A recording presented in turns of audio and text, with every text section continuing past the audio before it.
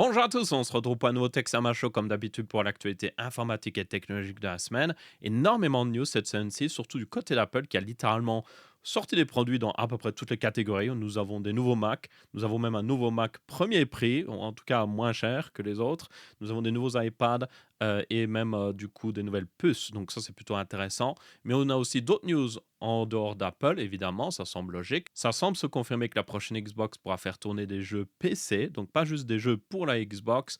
Nous avons Sony qui va arrêter les exclusivités. On a un petit peu des news Nvidia avec une nouvelle carte graphique qui va arriver, oui, et pas une carte graphique qui coûte plus de 1 000 € ou autre chose. C'est une carte graphique en réalité que vous allez pouvoir acheter si vous le voulez vraiment. On va en parler plus après. Et puis d'autres news en tout genre. Vous avez une table des matières dans la description ainsi que sur la barre de lecture. N'hésitez pas à sauter vers le sujet qui vous intéresse le plus, comme d'habitude. Et aussi, comme d'habitude, je vous rappelle que, évidemment, le Texama Show est disponible sur les plateformes de podcasts. Est-ce que j'ai mis les QR codes à l'écran, peut-être? Est-ce que j'ai eu le temps de les faire? Éventuellement. Si j'ai eu la flemme, je vous mets les liens vers toutes les différentes plateformes. Mais en réalité, vous recherchez Texama Show sur Apple Podcast, sur Spotify, sur Deezer ainsi que sur Amazon Music. Si Amazon Music coopère, parce que la dernière fois que j'ai regardé, ils n'avaient pas mis à jour le dernier épisode, donc voilà, c'est un petit peu buggé. Mais par contre, sur Apple Podcast en particulier, ça marche. C'était instantané, donc c'est plutôt cool. Deezer, ça allait. Ça n'a pas pris 10 heures, mais pas loin. Et puis évidemment, Spotify, c'est là où j'upload, donc ça marche forcément. C'est aussi disponible sur YouTube, techniquement. Donc si vous avez YouTube Music notamment, cet épisode sort en tant que podcast, si j'oublie pas de le mettre dans la playlist. Donc voilà. Enfin bref, vous avez tous les liens dans la description. Commençons tout de suite. Et on commence par la news la plus intéressante ce mois de la semaine. C'est évidemment l'annonce du MacBook Neo, qui est le nouveau MacBook d'entrée de gamme de chez Apple. Alors, je dis entrée de gamme, mais évidemment, ça reste Apple. Donc, il commencera à partir de 699 €, ce qui est en réalité un prix qui est quand même assez compétitif. Bien sûr, c'est pas le prix d'un Chromebook ou autre chose, mais vous avez beaucoup de gens qui achètent des laptops Windows à 600, 700 €. Et donc, ici, Apple pourrait prendre une assez grosse part de marché, justement, qui était réservée jusqu'à maintenant pour ces laptops-là. Alors, bien sûr, pour atteindre aussi un tel prix, ils ont fait des sacrifices, ça reste Apple. Vous n'avez pas le même genre de spec, on va dire, que des laptops Windows. Mais derrière, vous avez certains avantages qui sont non négligeables. On est toujours d'ailleurs sur une puce évidemment Apple Silicon, mais ici, contrairement aux autres MacBooks qui sont sur des puces M, nous avons évidemment la puce A18 Pro. Donc c'est la même qu'il y avait dans les iPhone 16 Pro et Pro Max, qui est en réalité une puce assez puissante. Il y a des benchmarks qui montraient que, par exemple, la puce A18 Pro arrive à faire aussi bien que la puce M1 en multitâche dans Cinebench ou justement Geekbench, mais aussi en monocœur, elle est même plus puissante parce qu'elle a moins de cœurs CPU, mais ces cœurs CPU sont plus récents et donc ils arrivent à mieux faire. Et donc là déjà, comparé à une puce M1, en fait la puce A18 Pro devrait donner un petit peu plus de performance, surtout en monocœur, et ce qui est le plus important selon moi. Et derrière, vous avez aussi des technologies modernes, notamment le décodage AV1. C'est aussi une puce assez moderne, c'est-à-dire qu'au niveau support logiciel, Apple devra avoir plus de support dans le temps. Donc c'est en réalité, selon moi, une bonne chose qu'ils utilisent une puce A18 Pro, surtout sur un modèle d'entrée de gamme. Bon, par contre, le reste des specs n'est pas non plus incroyable. On a 8 Go de RAM. Ça, c'est peut-être pas, selon moi, le plus gros des problèmes. On a 256 Go de stockage. Ça, c'est déjà un peu plus problématique pour beaucoup de gens parce que 256 Go, il faut tenir compte que l'OS, donc macOS, va prendre une partie de ces 256 Go. Donc, vous allez vite vous retrouver à une centaine de gigas disponibles dès que vous avez installé tous les programmes dont vous avez besoin. Donc ça, je pense, ça pourrait être le point le plus embêtant pour beaucoup de gens. On a une diagonale de 13 pouces par information avec un écran IPS qui est un peu moins bon entre guillemets que ceux qu'on a sur les MacBook Air et tout ça, mais ça reste selon moi toujours un bon écran, surtout par rapport au laptop Windows qu'on a souvent à ce prix-là, avec une bonne résolution et une bonne luminosité. Et on voit aussi d'ailleurs que les bords autour de l'écran sont un petit peu plus épais, mais voilà, le design est quand même sympathique. Et un truc très important, c'est que vous pouvez voir, alors évidemment, c'est Apple, ils aiment bien avoir des couleurs, surtout sur les modèles plus entrée de gamme, ils aiment bien mettre des couleurs. Et là, c'est le cas, nous avons une version grise, rose, jaune, ainsi qu'une version bleue. Et le plus intéressant, c'est qu'on est toujours sur un châssis en aluminium, entièrement. Donc, que ce soit derrière l'écran ou même le châssis en bas, c'est de l'aluminium. Et ça, c'est assez notable parce que ben, ça rend évidemment ce MacBook Neo ben, assez résistant, surtout par rapport à des ordinateurs Windows qui, à ce prix-là, il y en a quand même avec des châssis en métal, on peut en trouver, mais il y en a beaucoup qui sont en plastique. Et là, le plastique, le problème, c'est, moi, je peux vous le dire, j'ai déjà vu, mes petites sœurs notamment euh, cassent toujours leur ordi portable. Donc ça casse au niveau des charnières et je suis obligé de mettre du scotch pour essayer de fixer ça pour que ça tienne en attendant. Donc là, ça permettrait de justement pas avoir ce problème. Après, il y a le problème aussi que ça reste Apple, donc tout est soudé. La mémoire, le SSD, tout ça est soudé. Donc, s'il y a un problème avec, bonne chance pour le réparer. Et ça, c'est évidemment toujours un désavantage avec la philosophie d'Apple de tout souder, y compris le SSD, qui est... Il n'y a aucune justification de souder le SSD. Je le répéterai toujours et encore. Euh, Rajouter un slot, même propriétaire, comme ils l'ont sur certains Mac, ne coûterait à peine quelques centimes. Sur chaque MacBook, ça ne prend pas vraiment beaucoup de place. Ils ont la place clairement et ça permettrait de avoir ce problème-là de oh le SSD est mort, ben, l'entièreté du MacBook est mort. Et le SSD c'est quelque chose que vous utilisez, ça va finir par mourir. Contrairement par exemple à la mémoire, elle beaucoup plus durable. Ça peut durer des dizaines d'années la mémoire sans aucun souci. Le SSD par contre, plus vous écrivez des données dessus, et en plus le SSD est petit, et plus il va finir par mourir. Et donc ça, c'est selon moi le plus gros problème avec ces MacBooks d'entrée de gamme. Enfin bref, dans le reste des specs, franchement, très intéressant. Il y a des trucs aussi un peu bizarres. Alors la batterie fait 36,5 Wh. Apple indique que la batterie est juste légèrement moins bonne qu'un MacBook Air, ce qui est en réalité toujours très bon parce que le MacBook Air dure très longtemps sur batterie. On a aussi pas mal de limitations au niveau des ports USB. Donc vous avez deux ports USB-C et un jack, c'est tout. Et le truc, c'est que vous pouvez le voir, un des ports USB-C, c'est juste de l'USB 2.0. Donc vous n'avez qu'un seul qui a vraiment des hautes vitesses, qui est en USB 3. Donc c'est même pas non plus du 20 gigabits et certainement pas du 40 gigabits. Là, on est à 10 gigabits. Par contre, quand même, ils ont bien prévu le truc. Il faut le noter, vous pouvez charger avec n'importe quel des deux ports. Donc, moi, ce que je dirais, c'est vous chargez avec le port qui est en USB 2, clairement. Et je pense même qu'ils auraient dû limite l'inverser pour montrer clairement et peut-être mettre un petit truc. Bon, c'est Apple, ils aiment pas labelliser les trucs, mais dans tous les cas, beaucoup de gens vont certainement préférer le premier port pour charger, parce que c'est ce que font la plupart des gens. Et c'est souvent là où est le port de chargement sur les ordi portables, mais ils devraient utiliser selon moi le deuxième. Et le premier, ce serait pour mettre un hub ou autre chose pour brancher un écran, ce genre de choses. Parce que vous avez une sortie DisplayPort sur ce port. Donc vous pouvez avoir un écran, il me semble, jusqu'à 4K 60 fps, qui est largement suffisant pour beaucoup de gens. Et il y a d'autres petits sacrifices un petit peu bizarres, genre il n'y a pas de rétroéclairage sur le clavier. Et un autre truc, c'est que il existe deux versions de MacBook Neo. Vous avez une version 256 Go, 512 Go, logique jusqu'à maintenant, mais la version 510 Go a aussi Touch ID. Oui, parce que la version de base n'a pas Touch ID. Donc si vous voulez Touch ID, vous devez payer 100 € de plus. Et ça ressemble, c'est tellement Apple ça, c'est tellement Apple qui est en mode, qu'est-ce qu'on peut enlever à notre Mac d'entrée de gamme pour essayer d'inciter les gens à prendre celui au-dessus. Ah, je sais, Touch ID, parce que c'est le seul truc. C'est littéralement la seule différence. Donc, voilà, ils auraient pu rajouter des petits plus, selon moi. Peut-être du rétroéclairage sur le clavier pour une centaine d'euros. Je pense que ça aurait été un peu plus raisonnable, mais ouais. Clairement, pour moi, le modèle 512 Go ne vaut pas la peine. J'en parlerai un petit peu plus après. Il y a moyen de trouver des deals sur les MacBook Air notamment. Mais quoi qu'il arrive, selon moi, ce MacBook Neo est très impressionnant. Oui, sur le papier, les specs sont pas non plus incroyables, mais il a beaucoup des forces justement d'Apple depuis qu'ils sont passés à Apple Silicon sur les Mac, donc depuis la série M1 notamment. Ils ont des excellentes performances. Ils ont une très bonne batterie et on a la qualité de construction d'Apple ici. Pour beaucoup de gens qui font pas grand-chose sur leur ordi, ce serait largement suffisant. Donc je pense que ça va être un ordinateur très populaire. Et ça va mettre la pression un petit peu sur les constructeurs d'ordinateurs Windows. Et en plus, avec la crise de la RAM, bon évidemment, les specs sont un peu limités, mais au final, ils ont réussi à faire un truc à un prix plus bas. Donc, à côté de ça, les ordinateurs Windows sont en train d'augmenter en prix.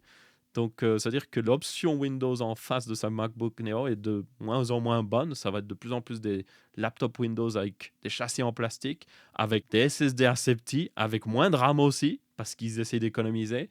Et ça ne m'étonnerait pas on ait justement, de la part des grands constructeurs, des ordinateurs Windows en 2026 qui est 8 Go de RAM, peut-être un SSD de 512 Go en face de ce MacBook Neo. Et là, à ce moment-là, honnêtement, peut-être que le MacBook Neo est une meilleure option. Au passage, ils ont évidemment aussi mis à jour le MacBook Air qui est passé à la puce M5, ça semble logique. En passant aussi la puce M5, ils ont augmenté le prix. Bon, en réalité, ils n'ont pas augmenté le prix, c'est juste que comme ils ont augmenté la quantité de stockage, il faut que je sélectionne 13 pouces pour voir. On va prendre en bleu ciel, comme d'habitude, hein, les modèles plus entrée de gamme ont plus de couleurs chez Apple, ce qui est toujours assez étonnant. Mais on prend le modèle d'entrée de gamme et vous pouvez voir qu'ils sont passés maintenant à 512 Go de stockage. Parce qu'avant, le modèle d'entrée de gamme, c'était 16 Go de RAM, parce que depuis Apple Intelligence, ils mettent plus de RAM, et surtout 256 Go de stockage. Donc en réalité, il n'a pas augmenté de prix, c'est juste qu'ils ont enlevé le modèle qui était à 256 Go. Donc en réalité, ça a augmenté de prix.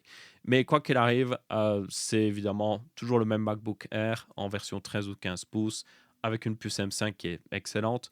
Donc ça n'a pas vraiment de problème, même si encore une fois, je vais parler d'un truc après qui est selon moi plus intéressant. Et vous avez aussi les MacBook Pro qui ont été mis à jour, donc que ce soit le 14 ou le 16 pouces, vers les puces M5 Pro et M5 Max. Et du coup, ben là, ça reste le même châssis. Il y a des rumeurs comme quoi ils veulent mettre à jour le châssis fin d'année avec des nouveaux MacBook M6 Pro, ce qui serait assez étrange parce que ils les sortent maintenant, on est au mois de mars, donc ils sortiraient fin d'année déjà un nouveau MacBook Pro, ce qui est assez étonnant, mais on verra bien si ça se concrétise ou si c'est juste décalé parce qu'il y a des problèmes évidemment de la RAM et tout ça. Et en parlant justement de problèmes de RAM et tout, alors on ne sait pas encore les performances de ces puces parce que jusqu'à maintenant, ces nouveaux modèles ont été annoncés, les précommandes sont lancées, mais au moment où je fais cette vidéo, personne ne les a encore reçus. Ou s'il y a des gens qui l'ont reçu pour faire des tests, ils ne peuvent pas encore poster les tests.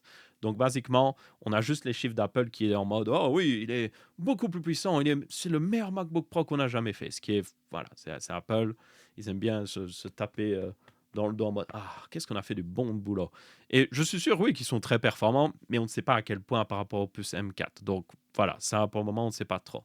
Ce qu'on sait par contre, c'est que la crise de la RAM les a un peu affectés et notamment au niveau du fait que, en réalité, alors il me semble que les prix sont très similaires, c'est juste qu'ils ont enlevé des options. Donc tout comme le MacBook Air, vous avez moins d'options, surtout en entrée de gamme.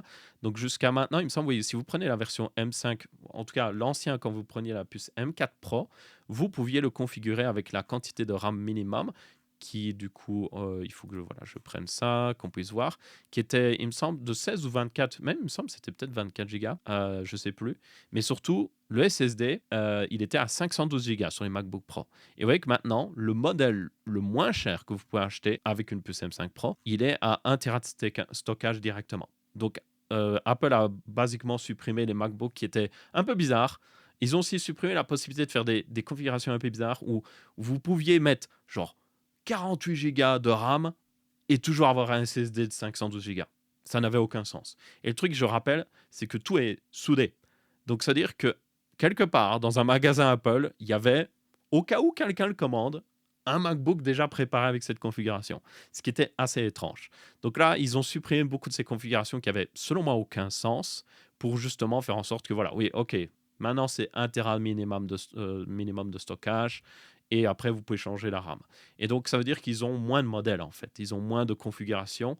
Ils ont plus de configurations qui ont du sens. Mais derrière, ça veut dire que oui, forcément, vu qu'avant, on pouvait prendre avec 512 Go de stockage, ça veut dire qu'on pouvait avoir un MacBook Pro moins cher. Certaines personnes prenaient justement ce modèle entrée de gamme pour économiser. Maintenant, c'est plus possible. Donc, oui, techniquement, ils ont augmenté de prix, mais tout comme le MacBook Air, c'est plutôt qu'ils ont supprimé une option qui était moins chère. Donc, c'est la même chose avec les puces M5 Max et tout ça. Apparemment aussi, dans les nouveautés, c'est maintenant un SSD PCI Express 5.0. Donc, c'est-à-dire qu'il peut dépasser les 10 gigas à la seconde, ce qui est assez notable. Bon, je pense que dans la plupart des cas, ça ne changera pas grand-chose, on va être très honnête. Mais voilà, au moins, c'est un SSD plus rapide. Et vu les prix de la RAM et des SSD, bon, ça reste Apple, hein, ça reste toujours très cher. Mais au final, maintenant, les prix Apple commencent à avoir du sens. Je sais, c'est incroyable, mais Apple commence à avoir du sens dans leur prix, même si ça reste très cher. Si on regarde, par exemple, pour passer de 24 Go à 48 Go de RAM, c'est 500 euros. Donc, ouais. Après, un kit de 32 Go coûte pas très loin de 500 euros. Donc, vous voyez, encore une fois, ça commence à avoir du sens, même si ça n'a aucun sens. Mais bon, c'est assez notable que. Mais le truc, c'est qu'Apple, en général, j'essaie de me souvenir dans le passé, est-ce qu'ils ont déjà bougé à des prix? Genre vraiment, ils ont sorti un modèle et puis quelques mois après, ils ont rechangé le prix pour l'augmenter. Il me semble que ça n'est jamais arrivé. Pour ceux qui s'y connaissent Apple, peut-être qu'ils peuvent me dire l'information me confirmer l'information. Évidemment, ils ont peut-être déjà baissé les prix, mais il me semble qu'ils n'ont jamais augmenté un prix d'un produit qui venait de sortir. Et donc, en toute logique, se dire qu'ils sont littéralement en train de dire, OK, même s'il y a une crise de la RAM, on peut garantir ces prix-là, on peut garantir qu'on aura du stock.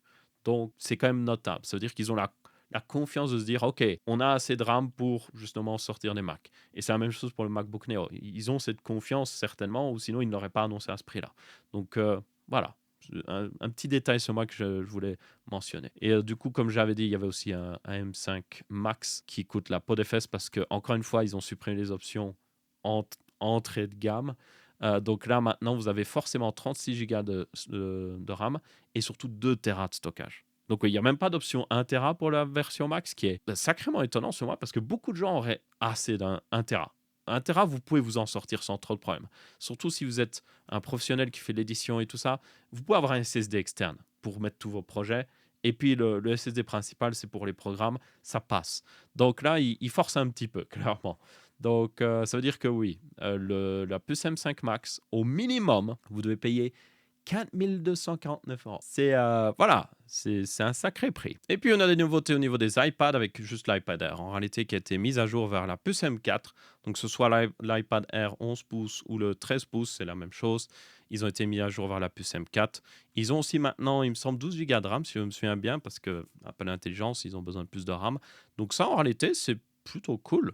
Maintenant, évidemment, ça reste toujours un assez gros prix pour une tablette qui a un écran toujours 60 Hz. Je trouve ça un peu dommage. Le jour où ils mettent un écran 120 Hz dans l'iPad Air, il deviendra selon moi très intéressant.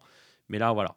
Il y a aussi le problème que les iPads ont énormément de puissance. Imaginez, il y a une puce M4 dedans qui est très puissante. Bon, évidemment, elle est refroidie passivement, donc vous n'avez pas les full performances que sur un MacBook ou autre. Mais derrière, vous avez iPadOS qui est toujours voilà, très limitant. Donc, oui, appareil très intéressant, c'est juste que le logiciel derrière a un petit peu de mal. Ils ont aussi annoncé l'iPhone 17e qui remplace l'iPhone 16e. Donc, on est toujours sur le même design, le même châssis, toujours une caméra et tout ça. C'est juste qu'évidemment, encore une fois, ils ont mis à jour ce qu'il y a à l'intérieur. Donc déjà, on a la puce A19 qui a été mise dans cet iPhone 17e. Ils ont aussi rajouté le support de MagSafe qui n'était pas sur l'iPhone 16e. Donc vous avez maintenant des aimants dans justement cet iPhone pour supporter les accessoires pleinement. Donc ça, c'est plutôt cool. Et vous avez l'ajout du Ceramic Shield 2. Donc ça, pour certaines personnes aussi, c'est une bonne chose parce que ça veut dire que l'écran sera un peu plus résistant. Donc juste globalement, un petit refresh avec les dernières specs, on va dire. Rien d'exceptionnel, mais pour ceux qui veulent un iPhone d'entrée de gamme, bah, ça fait le tas. Et du coup, maintenant, un truc que je voulais parler, qui est selon moi assez intéressant, c'est que évidemment, il y a plein de deals sur les Mac en ligne. J'en ai déjà montré plusieurs fois. Mais un truc que beaucoup de gens ignorent, c'est que Apple a une catégorie reconditionnée directement sur leur site. Et c'est fait par eux-mêmes. Donc là, vous pouvez voir, si vous tapez juste Apple reconditionné, vous tomberez dessus. Alors, c'est spécifique à chaque pays. Donc, ce que vous voyez dépend du pays où vous êtes. Donc là, le truc, c'est qu'en Belgique, notamment, ils ont juste largué une tonne de MacBook récemment sur le site reconditionné. Il y a 7 pages, vous voyez, de MacBook. Et du coup, alors certains ne sont pas très intéressants parce qu'il n'y a aucune promotion, par exemple celui-là, parce que c'est une version M3. Mais comme vous pouvez voir, par exemple, là, en tout premier, on avait un MacBook Air 13 pouces M4, donc avec 16 Go de RAM, 256 Go de stockage par contre, à 829 €. Et le truc, c'est que Apple reconditionné, c'est comme si c'était neuf. Tous les gens qui achètent Apple reconditionné, ils le disent, genre, ça arrive dans une boîte neuve et tout ça, genre, on dirait pas que ça a été reconditionné. Et donc, c'est basiquement comme s'il était neuf, selon moi.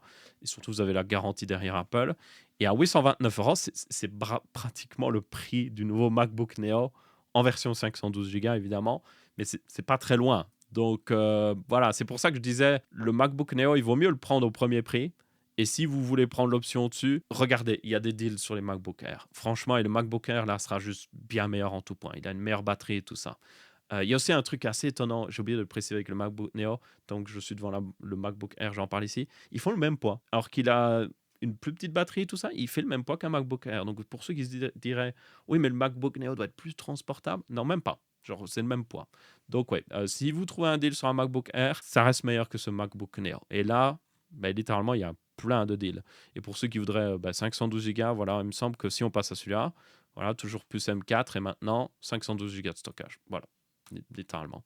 Et il y a pas juste ceux-là, il y a aussi les MacBook Pro qui sont aussi en promotion là-dessus. Et là, on a même, oui, le MacBook Pro en M3 à 1199 €. Ça reste un budget, mais les MacBook Pro, évidemment, comme ils ont du refroidissement actif et tout ça, sont bien souvent meilleurs. Et là, on a même la version M4 et il y a juste plein de promotions en fait. On peut même trier par année de sortie. Si on prend les 2024, ça va être toutes les puces M4 et directement, voilà, on a la puce M4 à 1300. Et si on veut une M4 Pro, ce sera 1600, 1969 €. Ça reste un budget, hein, clairement. Mais si vous regardez par rapport aux nouveaux qui viennent de sortir, c'est une sacrée réduction. Et là, évidemment, il me semble que c'est le modèle, oui, 512 Go de stockage, mais on a toujours 24 Go de RAM. Donc pour certaines personnes qui peuvent s'en sortir avec 512 Go de stockage, ben, ça peut être un meilleur deal.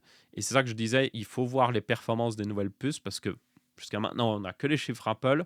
Donc aussi bien si c'est juste une petite amélioration par rapport aux puces M4, moi je prendrais juste un modèle M4 en promotion. C'est largement plus intéressant. Mais voilà, je mentionne l'existence de ce site parce que ben, s'ils refresh encore une fois leur MacBook fin d'année avec les M6, ben, tous les modèles M5 qui peut-être ont été renvoyés à autre chose, ben, ils vont finir sur ce site. Et donc, vous pourrez avoir des sacrées promotions. Donc ça peut valoir totalement la peine. Et maintenant, rapidement, passons au deal de la semaine. Il n'y en a que deux en réalité. Nous avons d'abord un deal sur un écran QD OLED de 32 pouces, 4K, 240 Hz pour seulement 649 €. C'est un écran qui, voilà, à peine quelques mois, coûtait facilement plus de 900 €, voire même 1000 €. Donc c'est une sacrée réduction de prix, on peut le dire. C'est même un écran haut de gamme. C'est le genre d'écran que vous avez avec un PC avec une 5090. Et ça coûte clairement moins cher qu'une 5090. En même temps, c'est pas très compliqué. Mais dans tous les cas, c'est incroyable de voir que des écrans littéralement haut de gamme, maintenant, vous pouvez les avoir à 649 €. En plus, MSI est plutôt bon au niveau des écrans. Ils ont 3 ans de garantie et tout ça, donc ça, c'est toujours cool.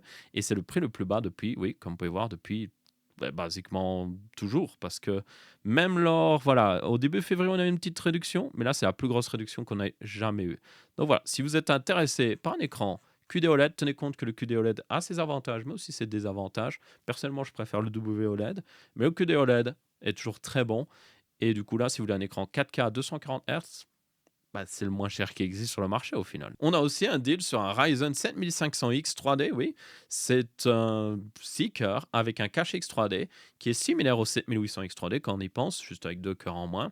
Et au niveau performance, il n'est pas si loin que ça aussi d'ailleurs. Alors le 7800X 3D reste toujours meilleur, mais le 7800X 3D, j'ai déjà regardé, il est à 350 € toujours. Là, c'est 211 €.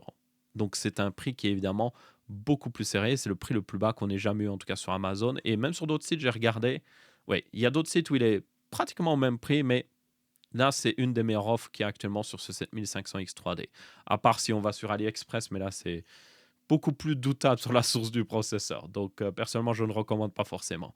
Mais si vous voulez l'acheter sur Amazon, en tout cas, vendu, en tout cas d'ailleurs aussi par Amazon et expédié par eux, ben, c'est une très bonne offre. Et c'est tout pour les deals de la semaine. Il n'y a littéralement aucun autre deal intéressant, en tout cas, moi personnellement, que j'ai vu.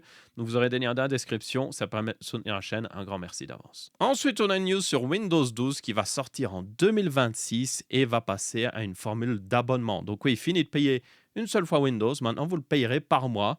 À vie de votre PC en tout cas. Et en plus de ça, ça requerra d'avoir un NPU parce qu'évidemment, il y aura plein de fonctionnalités IA dedans. Eh bien, tout ce que je viens de dire est juste faux en réalité. Il y a un article qui a été posté sur PC World qui, du coup, venait aussi de leur confrère en réalité qui s'appelle PC Welt, qui, je suppose, en allemand veut dire PC World, qui, justement, référençait tout ça. Sauf que tout ce qu'ils ont référencé dans leur article et qui a juste été traduit, à mon avis, par une IA pour être posté sur PC World, était juste faux, en fait. Ils se sont basés notamment sur des noms de code de version Windows qui devaient arriver, qui, en réalité, étaient des anciennes versions qui étaient peut-être prévues, voilà, dans le passé, mais qui avaient été annulées, tout simplement. Donc tout ça était juste totalement faux. Donc oui, Microsoft n'a pas de plan pour sortir Windows 12 en 2026. Ils ont même indiqué, on sait les plans de Microsoft par rapport à Windows. Et pour Windows 11, le plan est de fixer les problèmes justement de l'OS, l'optimiser, parce que voilà, ils se sont fait pas mal attaquer par le public là-dessus. Alors, est-ce qu'ils le feront ça? Voilà, ça c'est Microsoft, hein, je sais pas. Mais en tout cas, c'est la promesse qu'ils ont fait pour 2026. Maintenant, pour tout ce qui est abonnement, alors le truc, c'est que vous avez déjà un petit peu techniquement un abonnement pour utiliser certains services Microsoft, notamment Microsoft 365 ou jusqu'au Pilot. Et je pense que ça, oui, dans le futur, oui, ça ne m'étonnerait pas qu'il y ait Windows Et puis, si vous voulez toutes les fonctionnalités Windows Copilot, il faut prendre un abonnement à côté. Et pas juste genre pour avoir Office 365, je pense qu'il y aura même carrément un truc full IA qui s'intègre à l'OS et c'est un abonnement payant. Comme certaines fonctionnalités maintenant que vous avez d'IA sur certains même téléphones et tout ça, c'est gratuit pour le moment, mais c'est sûr et certain dans le futur, vous devrez payer un abonnement quand ça deviendra juste trop cher de payer les data centers pour juste montrer aux gens, oh, regardez à quel point l'IA est bien.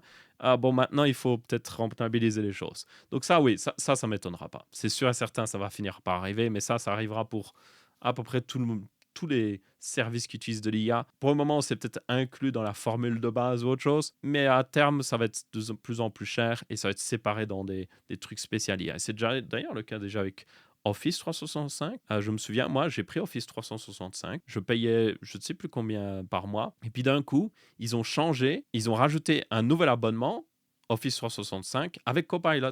Sauf que en fait, ils ont mis à jour l'abonnement actuel. Et mon abonnement actuel, eh bien, ils ont créé un nouvel abonnement qui était juste Office 365 essentiel ou je sais pas quoi, avec basiquement la même chose que j'avais jusqu'à maintenant, mais pas les fonctionnalités IA.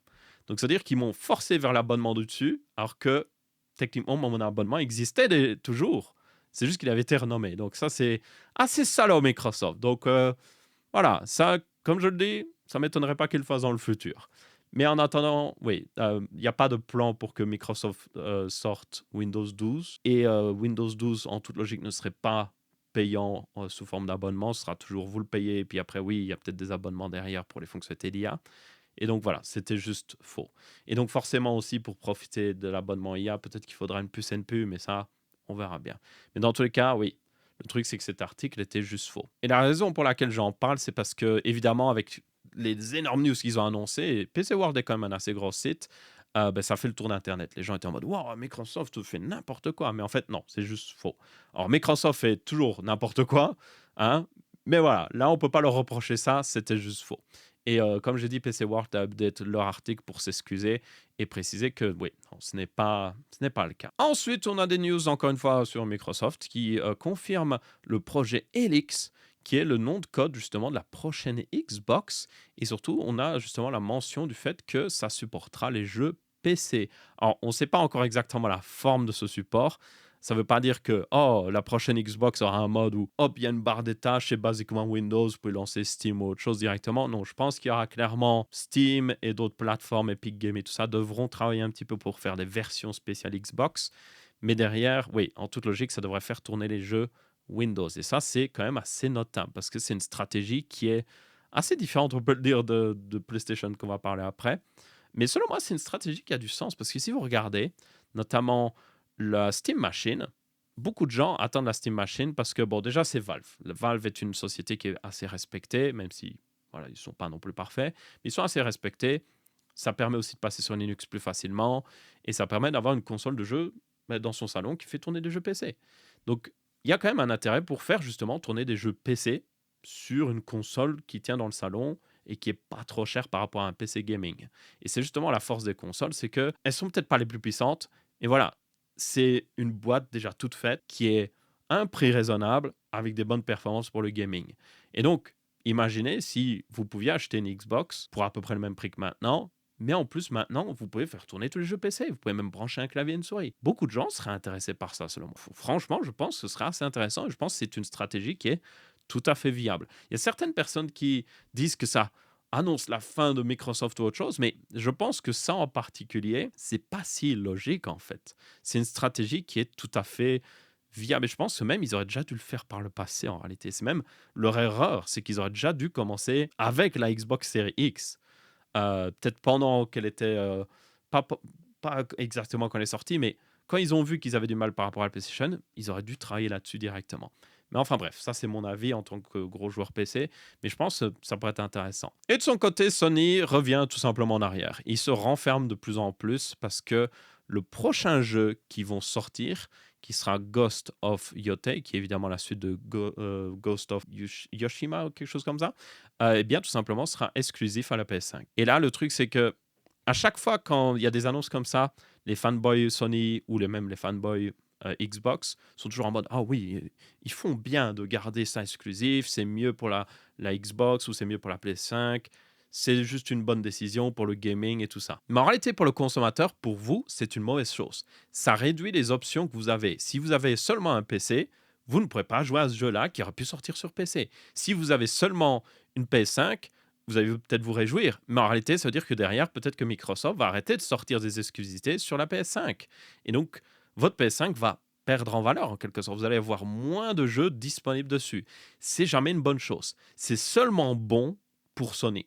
Et le truc, c'est que certaines personnes vont argumenter que ben, c'est justement nécessaire de faire ça. S'ils gardent des exclusivités, ça leur permet de garantir plus de ventes de PS5 et derrière de financer plus de jeux et tout ça. Mais le truc, c'est que pas vraiment. Je pense que les gens prennent trop l'exemple de Microsoft qui s'est totalement orienté PC et qui ont clairement eu des fails. Mais c'est pas le fait que Microsoft se soit orienté vers le PC, c'est pas ça qui leur a fait perdre la guerre face à la PS5, selon moi. C'est pas du tout ça. C'est juste que ils ont fait des mauvais choix. Ils ont juste sorti des mauvais jeux. Ils ont acheté des studios pour juste les fermer tout ça. Ils ont fait juste plein de mauvaises décisions avant ça. Et Sony a juste pris des meilleures décisions au niveau des jeux qu'ils ont sortis. Il y a des excellentes licences qui sont sorties avec la PS5, qui ont même relancé un petit peu, genre par exemple, je sais pas moi, Horizon par exemple, c'est une nouvelle licence et ça a clairement fait vendre des PS5, mais il est aussi sorti sur PC et il a été très populaire sur PC. Donc, est-ce que ça a fait vendre moins de PS5 parce qu'il était aussi sur PC? Non, parce que il est quand même sorti sur PS5 en premier. Et c'est ça le truc. J'ai rien contre une exclusivité temporaire, mais une exclusivité pure, c'est juste stupide. C'est juste stupide, surtout pour le consommateur. Temporaire, ça leur donnerait déjà juste 6 mois d'avance, même un an. C'est-à-dire que pendant un an, le jeu est seulement disponible sur PS5, ça leur donnerait déjà un intérêt. Il y a beaucoup de gens qui seraient en mode « Ah, mais je vais prendre la PS5 parce que ils ont tous les derniers jeux à la mode qui sont géniaux. Et si je prends un PC, je vais devoir attendre un an avant d'avoir justement le jeu. » C'est par exemple le cas de GTA. Quand il est sorti, il était sorti un an à l'avance sur console et puis il est seulement arrivé sur PC l'année d'après. Mais ça fait certainement, il y a beaucoup de gens qui ont acheté des consoles pour jouer à GTA. Même si elle allait sortir l'année d'après sur PC, ils n'allaient pas attendre, ils voulaient y jouer maintenant. Donc, une exclusivité temporaire, ok, ça peut aider à vendre plus de PS5 et du coup garantir que Sony a un bon parc de consoles. Mais une exclusivité pure, c'est juste mauvais pour le consommateur. En faisant du temporaire, ils pourraient toujours vendre plein de PS5 et derrière, quand le jeu est moins populaire, ils peuvent le sortir sur PC, se faire un peu plus d'argent et aussi pour les gens qui ont seulement des PC, ben, au moins ils sont contents, ils peuvent y jouer. Donc revenir en arrière là-dessus est juste stupide. Ce qui est aussi assez étonnant parce que j'ai même fait un contenu sponsorisé pour Sony il n'y a pas si longtemps. Ils sont en train de faire plein de périphériques pour PC. Ils sont en train de s'orienter à fond sur le marché PC et puis d'un coup ils sont en mode ah, finalement on va peut-être revenir en arrière. Donc Sony, qu'est-ce que vous faites? Genre Sony, selon moi, le truc c'est que moi une de mes premières consoles c'était la PS1. J'aime assez bien Sony. Je pense qu'il y a des choses, ils ont juste des très bonnes idées. Mais là-dessus, revenir en arrière, c'est juste, voilà, c'est une mauvaise décision. Exclusivité temporaire, ok. Selon moi, oui, ça peut aider à vendre plus de consoles.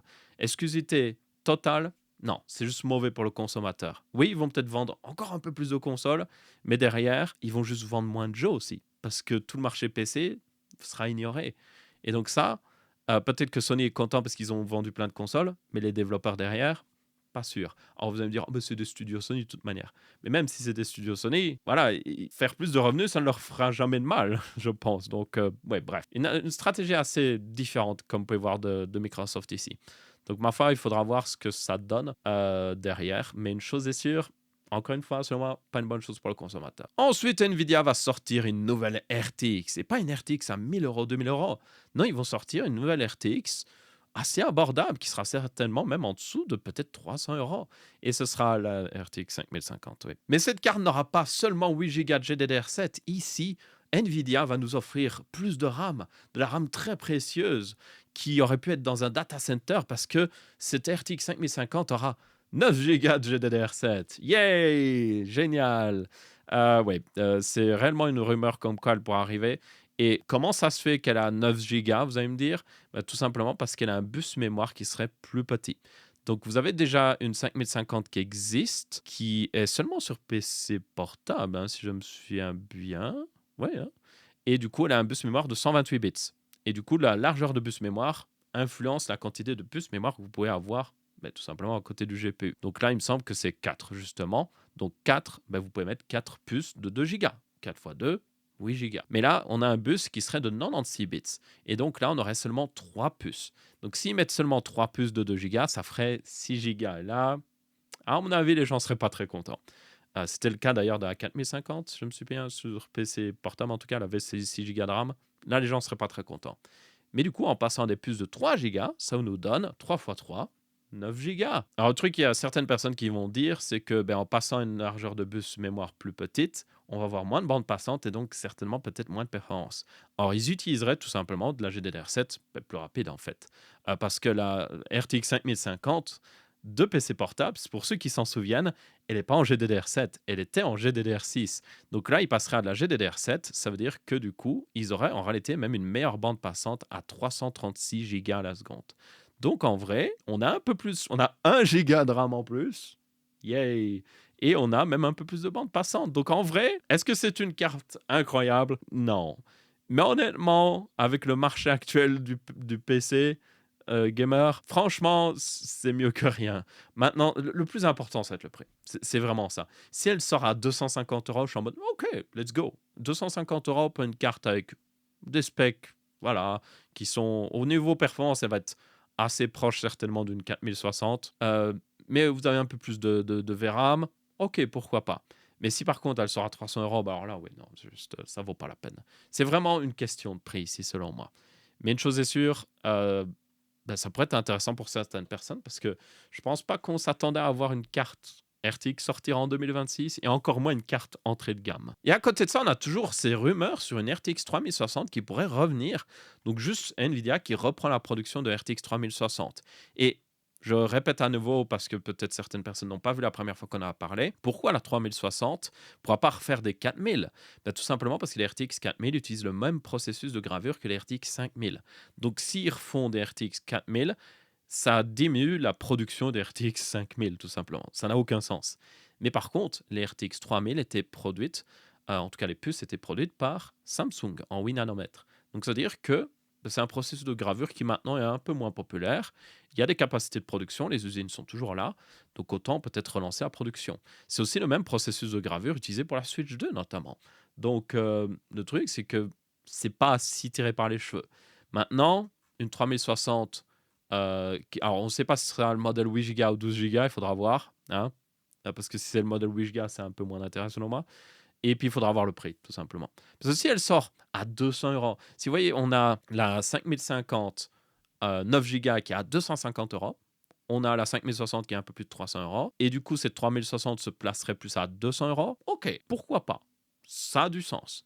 Mais si elle sort à 250 € et que la 5050 est à 300 €, ouais, non, là, ça n'a pas beaucoup d'intérêt. Donc, c'est juste une question de prix. Comme d'habitude, selon moi, il n'y a pas mauvais produit, il y a juste des mauvais prix. Et si c'est vraiment en plus le modèle 12 Go, ce que je ne crois pas forcément parce que voilà, il existait déjà un modèle 8 Go, donc ce serait plus logique qu'ils ressortent le modèle 8 Go. Mais si c'est un modèle 12 Go à 200 €, je dirais encore, ok, pourquoi pas. Après, tenez compte que vous pouvez acheter de 3060 d'occasion. Alors, j'ai pas trop regardé les prix dernièrement, mais à mon avis, avec tout ce qui se passe, ils ont dû augmenter pas mal. Mais on pouvait acheter des 3060 12 Go, en tout cas en dessous de 200 €. Et ça avait du sens. C'était pas si tiré par les cheveux que ça. C'est une carte qui était, voilà, raisonnable. Est-ce que c'est la plus puissante? Non, mais elle a des bonnes, quand même toujours des bonnes performances, même en 2026. Surtout si vous jouez à des petits jeux, mais ça dépanne. Donc voilà, il faudra juste voir le prix en fait. C'est vraiment ça. Ensuite, on a des news sur les parts de marché de chaque constructeur de cartes graphiques qui sont assez étonnants selon moi. Alors, c'est des chiffres qui datent du dernier trimestre de 2025, donc ça n'a rien à voir avec le début 2026. Donc ça veut dire aussi que ça n'a rien à voir avec les grosses hausses de prix qu'on a eues récemment. Et ça va être quand même assez important à noter ça, parce que je vais en parler un petit peu plus après. Mais dans tous les cas, au dernier trimestre de 2025, Nvidia était tout simplement premier, logique, parce qu'ils ont été premiers depuis je ne sais combien d'années, mais ils ont même regagné des parts de marché par rapport à AMD. Ils sont passés à 94% des GPU livrés en 2025, en fin 2025. Donc c'est-à-dire que 94% des GPU qui ont été achetés au dernier trimestre de 2025, sur le marché où a été fait cette étude en tout cas, étaient d'NVIDIA. 5% était d'AMD et 1% était chez Intel. Donc, oui, Intel, il s'accroche. Mais c'est assez notable parce que ça veut dire qu'AMD est passé au dernier trimestre 2024 de 15% à 7% au troisième trimestre 2025 et maintenant seulement 5% au dernier trimestre de 2025. C'est une sacrée diminution quand même. Mais maintenant, encore une fois, il faut préciser que c'était fin 2025. Et le truc, c'est que fin 2025, nous avons eu quelque chose qui s'appelle le Black Friday. Et je me souviens, lors du Black Friday, il y avait des excellents deals sur les cartes Nvidia. Il y avait des RTX 5070 à 520 euros. Il y avait des 5070 Ti à même en dessous de 800 euros. Et même si AMD avait toujours l'avantage du prix, donc ils offraient plus pour le prix, je pense que beaucoup de gens étaient juste en mode oh, mais si je mets un peu plus, j'ai un modèle Nvidia et voilà, j'ai les technologies Nvidia et tout ça. Et je pense que ça a fait vendre énormément de cartes Nvidia. Il y a aussi le fait que les gens savaient que la crise de la RAM allait arriver. Et il y a peut-être des gens qui ont fait OK, je vais acheter un PC portable en promotion maintenant parce que de toute façon, les PC portables de l'année prochaine, il n'y aura rien d'intéressant. Et j'ai même fait ce genre de recommandation, je vous l'ai dit. Les PC portables de 2026 ne seraient pas intéressants. Et on l'a vu, ils ne sont pas très intéressants. Il y a juste le CPU qui a changé, c'est les mêmes GPU. Et maintenant, ils vont même avoir moins de RAM ou en tout cas, ils seront plus chers. Donc, si vous avez acheté un PC portable de l'année dernière en promotion lors du Black Friday, vous êtes vraiment bien. Mais ça veut dire que oui, ça a boosté les nombres de ventes de GPU et certainement Nvidia en a énormément profité. Maintenant, j'aimerais voir les chiffres pour début 2026. C'est là que ça va être intéressant parce que le truc, c'est que la 5070 Ti, elle a explosé en prix. La 5070 a augmenté en prix. Elle n'a pas explosé, mais elle a augmenté en prix, clairement. La 5060 Ti 16 Go, explosé en prix. 5060 Ti, ça va encore, 5060, ça va encore. Mais du coup, vous avez plusieurs modèles pas mal vendus, notamment la 5070 Ti et la 5070, qui ont augmenté en prix. Et donc, ça va forcément affecter les ventes. Et derrière, AMD a eu moins d'augmentation. Vous pouvez toujours trouver des 9070 XT pas très loin du prix annoncé, qui est normalement de 680 euros, 690 euros, si je me souviens bien. Vous pouvez toujours en trouver pas très loin de ce prix-là. Donc, c'est-à-dire que même si elles ont augmenté en prix par rapport à leur prix lors du Black Friday, par rapport à Nvidia, ça reste raisonnable. Donc, je suis curieux de voir en fait. À mon avis, ça ne m'étonnerait pas que pour le premier trimestre de 2026, AMD reprenne juste un petit peu plus de pourcentage. Ce serait tout à fait logique en fait. Mais seul le temps nous le dira. Mais une chose est sûre, oui, ces chiffres ont été faits pour la fin 2025 et c'est selon moi très important à noter. Mais c'est aussi important à noter que, oui, même si AMD offre plus pour le prix, en termes de pure performance en tout cas, pas forcément en technologie, beaucoup de gens ont juste quand même choisi Nvidia. Et même si ça voulait dire qu'il fallait payer un petit peu plus cher.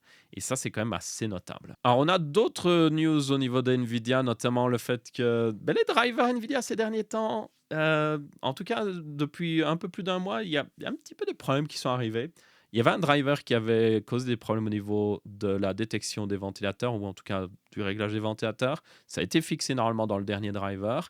Mais maintenant, nous avons un nouveau problème. Yay! Depuis le driver 595.71, certaines personnes se plaignent que le voltage sur le RTX 5000 est juste verrouillé. En tout cas, plus verrouillé qu'il ne l'était avant. Et ça veut dire qu'ils ne peuvent plus faire leur overclocking comme avant. Ils ne peuvent plus dépasser des fois les 3 GHz. Donc, évidemment, c'est problématique parce que même si ça n'affecte pas la plupart des gens, on va être très honnête, c'est quand même un problème juste bizarre qui arrive d'un coup. Oh, d'un coup, oui, on peut plus régler le voltage comme on veut. Et ça s'additionne à ça avec les autres problèmes qu'on avait avant. Et donc, ça montre que oui, les drivers NVIDIA, des fois, ils sont un peu bancals. Ils restent globalement stables, mais de temps en temps, on a juste un problème comme ça qui arrive et on pourrait se poser la question, justement, qu'est-ce que fait NVIDIA au niveau de leur driver? Alors, selon moi, c'est certain que certaines personnes qui travaillent sur les drivers GeForce RTX, donc les cartes plus orientées gamer, ont été réallouées à d'autres choses chez NVIDIA et certainement en rapport avec l'IA. Parce que si vous avez des ingénieurs qui... Le truc, c'est que vous pouvez avoir tout l'argent du monde, ça ne veut pas dire que vous allez juste pouvoir jeter cet argent et recruter des gens qualifiés pour faire ce que vous avez besoin de faire. Il y a juste une quantité limitée de personnes qui ont le savoir-faire. Et là, pour les drivers, à mon avis, c'est des ingénieurs en informatique qui doivent être plutôt calés et que vous ne pouvez pas juste trouver à n'importe quel coin de rue. C'est sûr et certain. Et en plus, avec tout ce qui se passe au niveau IA et tout ça, ces ingénieurs sont encore plus précieux, c'est sûr et certain. Donc, si vous êtes Nvidia, vous êtes en mode ah, ok, on a une équipe, je ne sais pas l'équipe qu'ils ont pour les drivers. Imaginons ils ont 100 personnes qui travaillent sur les drivers GeForce RTX. Je sous-évalue certainement le chiffre, à mon avis. Mais disons que c'est 100 personnes. Ben, ils se sont dit, oh, ben, peut-être qu'on peut fonctionner avec 80 personnes. Et 20 personnes, peut-être même les meilleures, ben, on va les allouer à d'autres tâches plus importantes pour nous. Peut-être les drivers Linux pour mieux supporter nos GPU data center ou tout simplement tout ce qui est notre recherche au niveau de l'IA et tout ça. Donc voilà, c'est sûr et certain. Par le passé, il y avait une news, si je me souviens bien, de Jensen qui avait dit euh, au gars qui était responsable du programme, justement, tout ce qui est un petit peu IA chez Nvidia, qui lui disait basiquement, voilà, si tu as besoin de quelque chose, tu me le dis. N'importe quelle personne qui est chez Nvidia, tu veux cette personne dans ton équipe, tu l'auras. Parce que, évidemment, c'était à l'époque où Nvidia commençait à exploser au niveau de l'IA. Et ben, du coup, ben, quand vous avez un truc qui rapporte autant, c'est juste logique ben, d'utiliser vos meilleurs talents pour propulser encore plus ben, cette explosion. Donc, pour moi, c'est voilà, c'est logique. Je ne critique pas le choix de faire ça. Encore une fois, c'est aussi moi qui suppose, hein, c'est juste moi qui suppose, mais ce serait logique qu'ils aient fait ça en partie. Peut-être aussi qu'ils utilisent un petit peu d'IA pour coder des trucs dans les drivers, ça on ne sait pas, hein, peut-être. Hein, c'est Nvidia, ils sont tellement contents de l'IA que peut-être ils s'amusent à faire ça. Mais une chose est sûre, voilà. Peut-être qu'une partie des problèmes viennent de ça. Donc ma foi, ce que je vous recommande, c'est juste ne mettez pas à jour le driver tout de suite quand il vient de sortir. À part si un jeu vient de sortir et que vous allez y jouer à mort et que vous voulez le dernier driver parce qu'il offre les meilleures performances, ok, allez-y. Mais si vous jouez à un jeu qui date de 2 ans et qu'il y a un nouveau driver qui sort, restez sur le driver que vous êtes, attendez. Attendez qu'il n'y ait pas de problème. Moi, je vous le dis, ça vaut mieux. Ensuite, on a une news qui concerne Google qui pourrait sortir Aluminium OS pour 2026. Alors, vous êtes en mode, c'est quoi Aluminium OS? Eh bien, Aluminium OS serait le nouvel OS de Google. Oui, vous pouvez le rajouter à la pile de nouvel OS de Google parce que c'est Google. Ils aiment bien faire des nouvelles choses et juste voir si ça marche. Voilà. Et si ça marche pas, ils arrêtent. Même si les gens ont payé pour, c'est pas grave, on les remboursera. Par exemple, c'était Stadia, hein, ça. Mais aussi, par exemple, l'application Message. Regardez le nombre d'applications Message qu'a fait Google sur Android. C'est abusé le nombre. Je ne sais plus c'était combien, mais c'est juste abusé. Enfin bref, ben, là, ben, c'est un peu la même chose. Ils veulent faire un nouvel OS, mais qui a un but précis, c'est d'être tout simplement un OS pour les ordinateurs portables. Alors vous allez me dire, mais on a déjà Chrome OS. Le truc, c'est que Chrome OS continuera d'exister apparemment, comme ils le disent, parce qu'il marche plutôt bien. C'est un peu le iPad OS des OS d'ordinateur portable. C'est pas le plus puissant, mais il est plutôt bien optimisé, il n'est pas trop lourd. Et ça fait le taf. Donc ils continueront de le développer. Mais Aluminium OS serait plus vraiment, voilà, un concurrent à des vrais ordinateurs portables. Essayer de justement propulser Google sur ce marché-là. Et le truc, c'est que il y avait eu des rumeurs comme quand ils voulaient justement transformer Android pour être plutôt cet OS pour ordi portable. Mais finalement, ben, ils vont faire leur propre OS qui sera ben, Aluminium OS.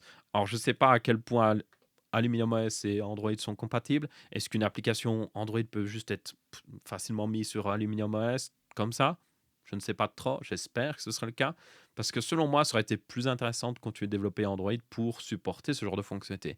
Parce que déjà, nous avons de plus en plus de téléphones pliables qui commencent à prendre le format limite, bah, en tout cas de vraies tablettes, et qui derrière, ben, si on met un clavier, ça devient un ordinateur en fait.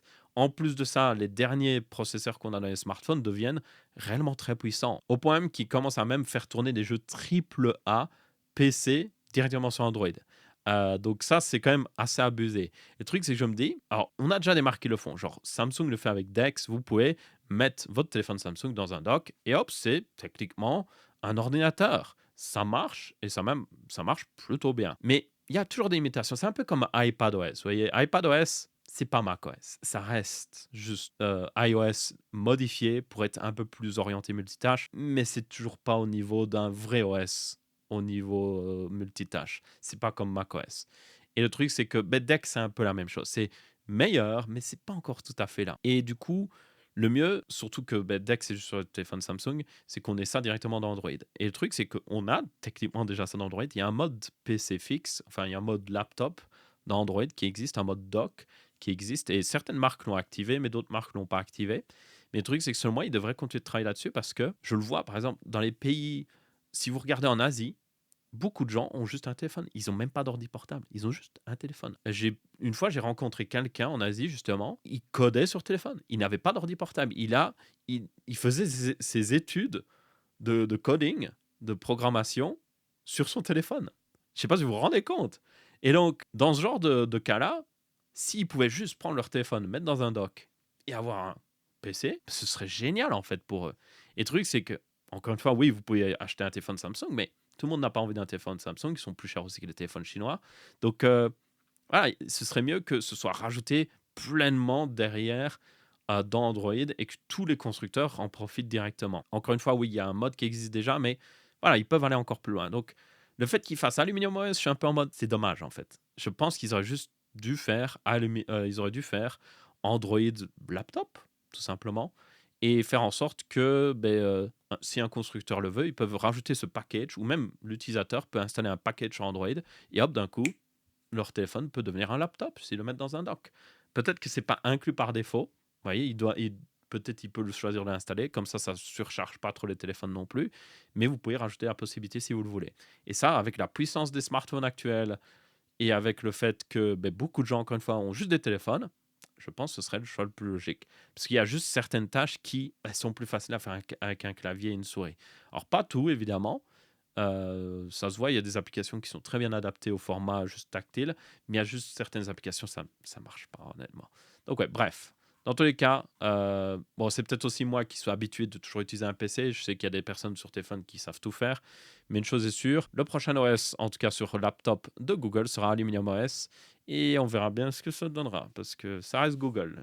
Ils aiment bien tester des trucs et puis l'abandonner après. Ensuite, on a une série de news et même une histoire assez intéressante sur les puces Z1 Extreme qui seraient tout simplement arrêtées au niveau du support de la part d'AMD.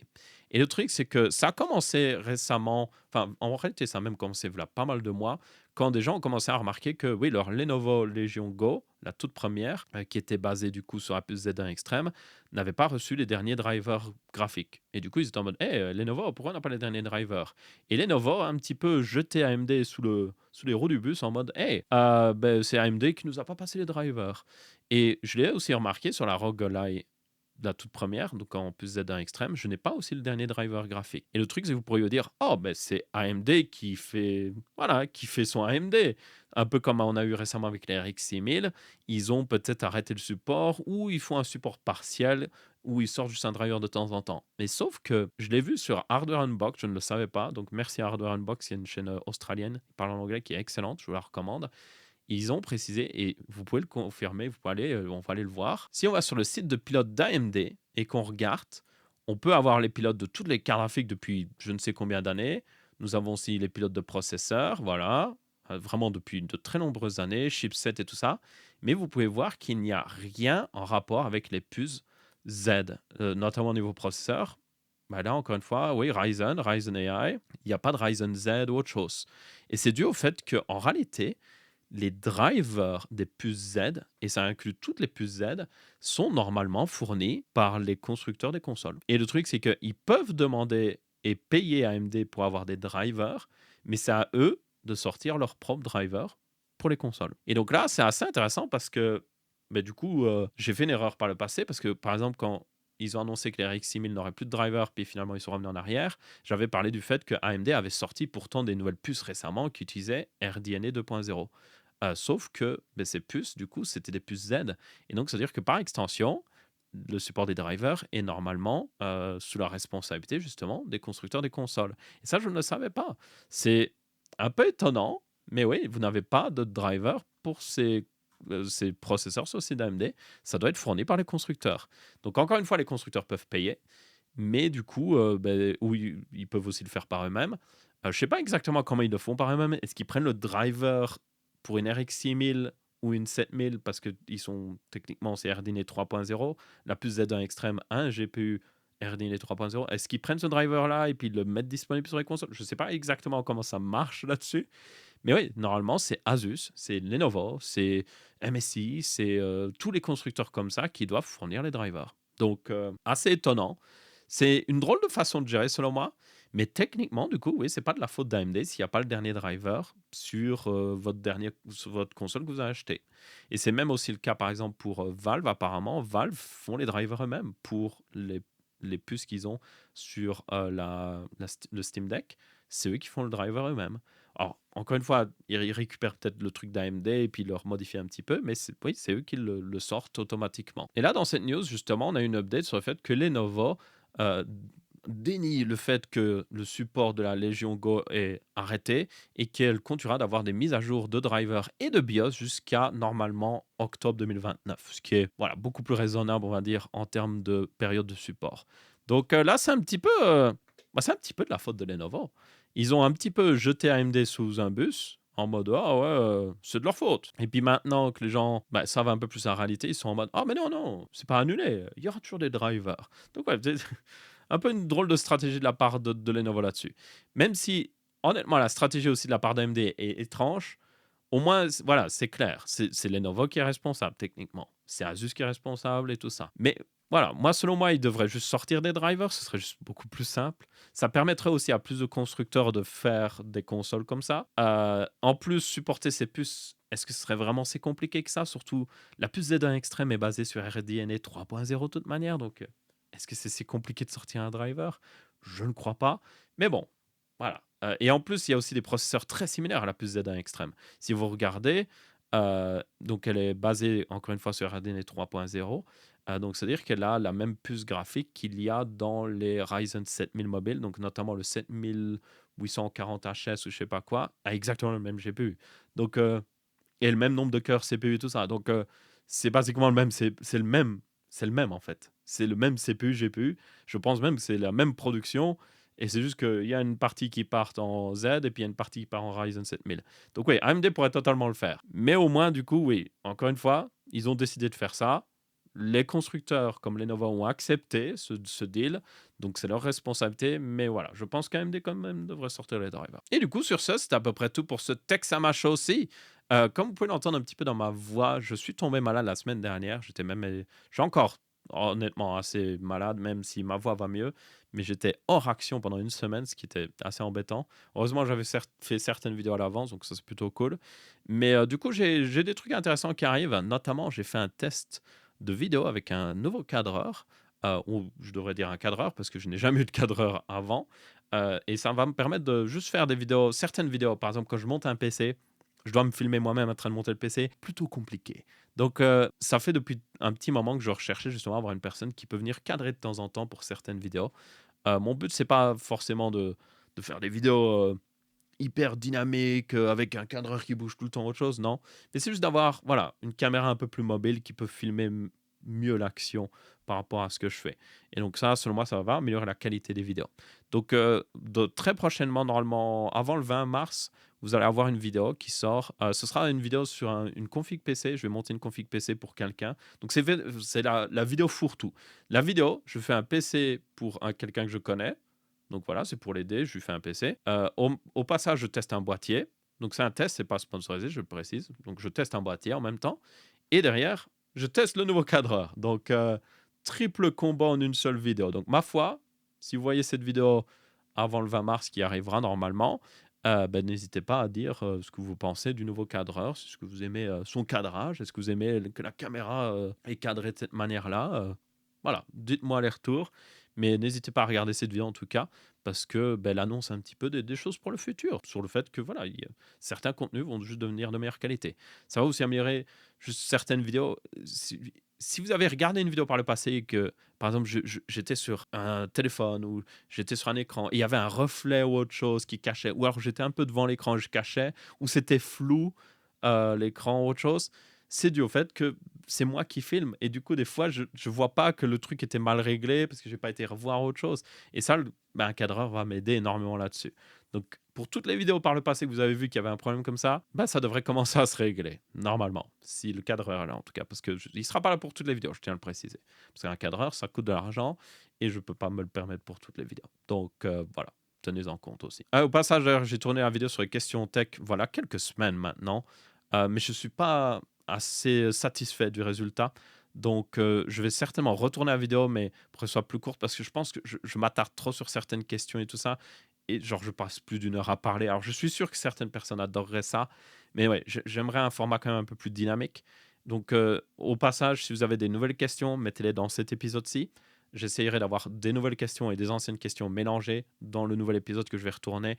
Parce que oui, je ne suis pas satisfait de l'épisode actuel. Je pourrais le sortir, mais j'aimerais faire un meilleur format.